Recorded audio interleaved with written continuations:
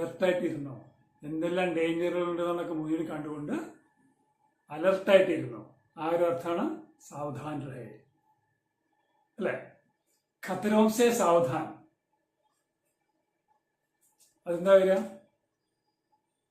Alert of dangers, ഡേഞ്ചേഴ്സിനെ കുറിച്ച് aware ആവുക, alert ആവുക. ഖത്തരോം സേ സാവധാൻ.